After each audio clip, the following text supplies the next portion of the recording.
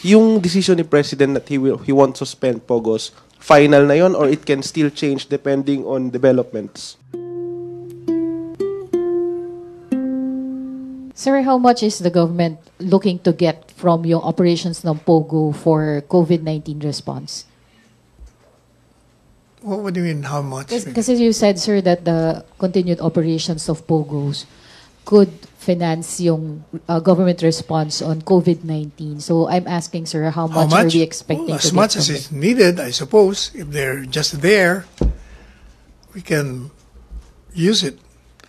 Incidentally, I heard Congressman Salceda saying that it's not even 17 billion, it's 22 billion pesos. Because he's the chairman of the Committee on Finance, I think.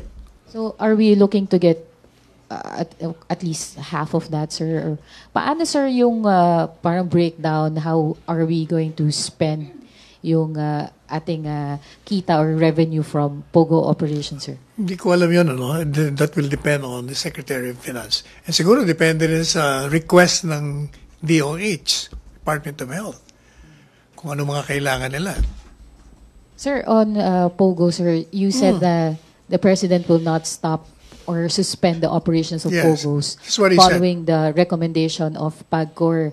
But you said before that the government is waiting for, or the President is waiting for a comprehensive report on all the issues kung saan involved yung POGOs. Did the President consult with other agencies as well to get parang a better view or yung tungkol dito sa issue ng mga POGOs, sir? Apparently, he has enough basis to say not to stop or suspend, apart from PAGCOR's recommendation or report. How can you say that he has enough basis, sir? Because he has already decided it. The President does not decide just like that. He's a very cautious person. So, paano yung process niya, sir? Did he consult with other agencies as I don't well? know how he consults, but the President, when he makes a decision, it's a decisive one, and he has a basis to support his decision.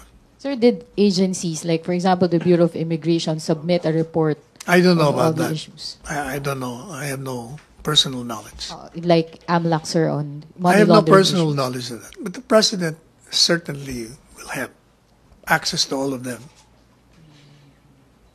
All right, sir. Thank you, sir. Salamat, Pia. Follow-up kay Ace, pagkatapos Joyce.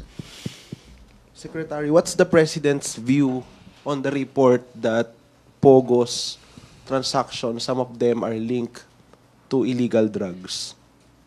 That has to be validated. Mga reports pa lang yan. You know, there are agencies whose function is to enforce the law in their own territories. So they need to effectively enforce the law, like the customs, the immigration, the PNP, the NBI, lahat yan dapat gumagalaw in relation to the operations of POGO, and for that matter, all operations of any entity. Okay, Sec. Kasi sinabi nung AMLAC sa isang Senate hearing, part ng transactions are linked to yung suspicious activities, including yung illegal drugs. And we know the President's stance on illegal drugs naman. So yung ganong information, they are not enough for him to say or think parang, di ba kailangan tignan muna natin to bago hayaan mag-operate? Alam mo yung mga ganon, they are immediately being investigated.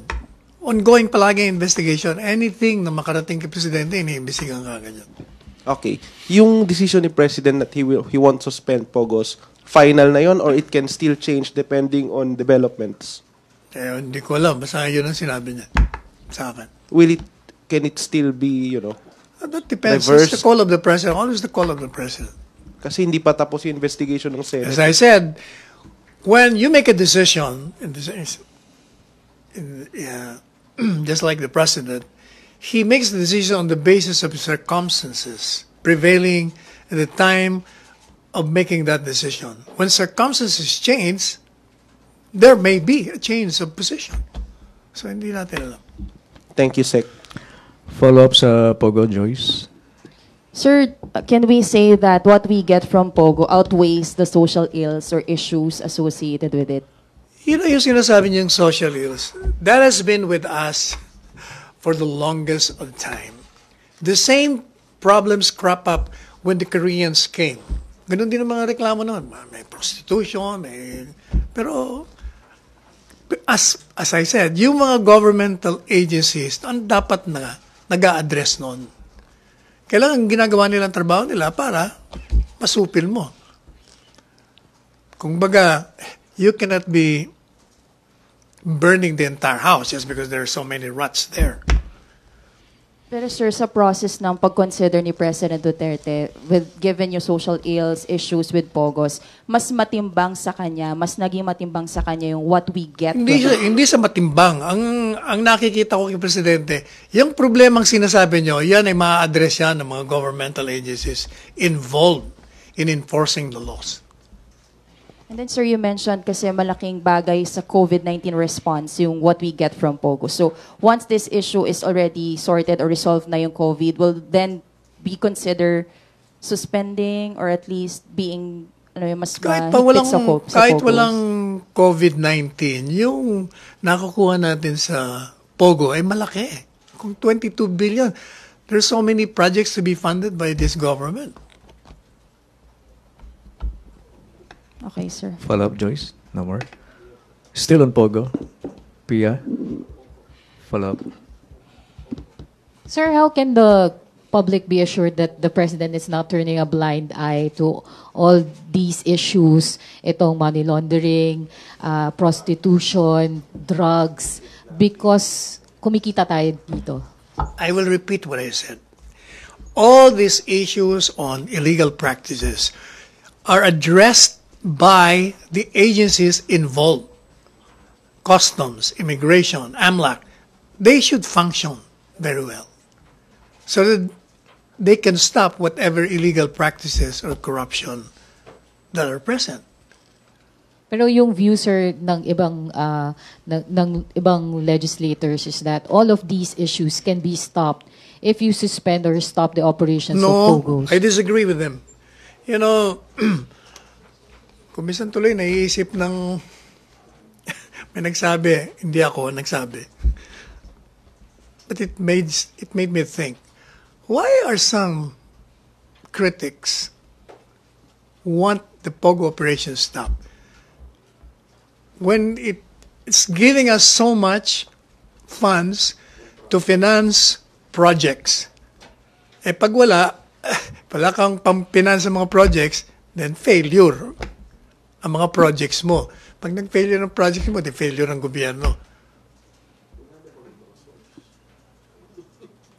Sir, ano yung directive, since nag-usap kayo ni President Duterte, The directive ano yung is regarding to the what? agencies? The directive, dati issues? naman ang directive ni Presidente, basta merong illegal na practice, gawin nyo ang trabaho nyo. Prosecute nyo, hulihin nyo. Ganun palagi ang kanyang ano. Otherwise, heads will roll. Kung nalaman niya na wala kayong ginawa. Di ba?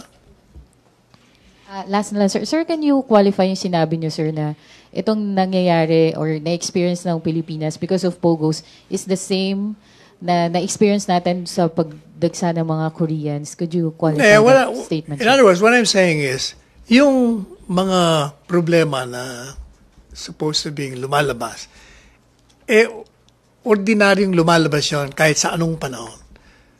Kailangan mabigyan natin ng solusyon yun by the agency supposed to be concerned with peace and order.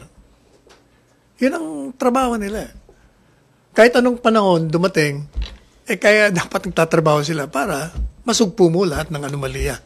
Like, sir, yung security concerns na yung reports that there are apparently 3,000 members of PLAs here in the Philippines, that's hindi nga, unverified naman yun. Unverified naman yung mga reports. Even the source is saying na, I have not validated this. Tax evasion, prostitution, Di po prosecute money natin. laundering.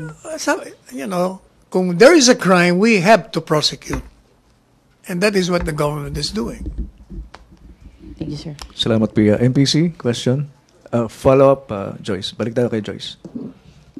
Sir, we always keep on mentioning the big revenues we get from POGOs. Wala na po bang ibang pwedeng pagkuhanan ng revenues ng government? Why do we have to Di ba settle meron for- tayong tax system? In addition to that, apparently kulang. Hindi ba sa dami ng, ilan ba tayo, 105 million Filipinos?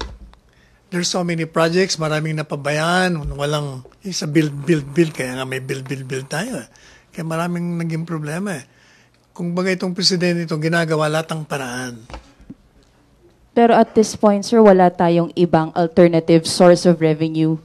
And do we really have to settle to let this operations with Ang problema nga, irregular- pinagpipilitin yun yung pogo, masama. Hindi naman masama. Ang masama, yung mga nag-ooperate na iba. Edi yun ang tigilin natin, i-prosecute natin. Hindi ka nagparehistro, then we will require you to register sa SEC. If you commit this crime, then we will prosecute you.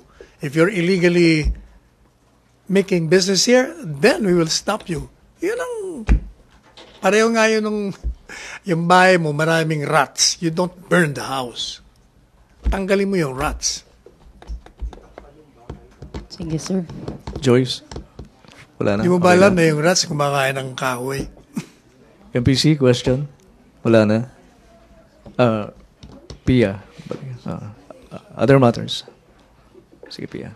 Sir, Twitter recently locked out the account of DFA Secretary Teddy Locsin Jr. Doon sa mga Twitter recently locked out yung or parang sinuspend yung Twitter account ni DFA Secretary Teddy Locsin Jr. Nilakaut niya? Yung Twitter, sir. Twitter niya? Kasi Tinanggal niya? apparently nagkaroon ng violation when he tweeted that yung sa bayan, sir, na dapat daw barilin because they are effing communists. Ganun, sir. Anong masasabi Sino dito, nagtanggal sir? nun? Siya. Twitter, sir. Kasi Twitter mismo. nag-violate ng kanilang rules. And this is a first for a ranking government official, particularly siya pa ang Foreign Affairs Secretary natin. Hindi po ba siya pagsasabihan ng palasyo to tone down his language? That's between Twitter and Secretary Teddy Boy Locsin. Bakit naman papasok ang gobyerno dyan? Yun ang kanyang means of communication. Doon siya effective. Ba't namin pagsasabihan na tuwigilan mo yan kung effective siya doon? He is a responsible government official and effective in his job. So, walang nakikitang problem, sir, yung sa language, na ang palasyo dun sa language na ginagamit ni DFA Secretary Locsin, considering na dapat nangunguna siya sa pagiging diplomatic. Go beyond the language. Look at the meat and the essence and the substance of what he is saying. Just like the president. Like when he said that these are effing communists, you shoot them, you don't listen to them, referring to bayan, sir. Baka Ano naman yung meat hyperbole. ng gusto niya sabihin? Parang style presidente. Hyperbole lang. So parang same lang sila, Hindi sir, naman ng- literal yun. So same lang sila, sir, ng style ni President Duterte. Siguro baka similar. Kung effective siya doon, di mo na. Salamat, sir. Pia. MPC, no more? Maraming salamat, Chief Presidential Legal Counsel and Spokesperson Salvador Panelo.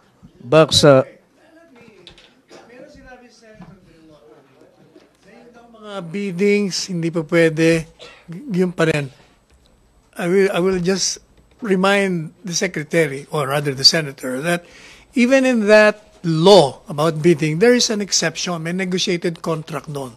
And it will apply to national emergency. Baka nakaligtaan yan.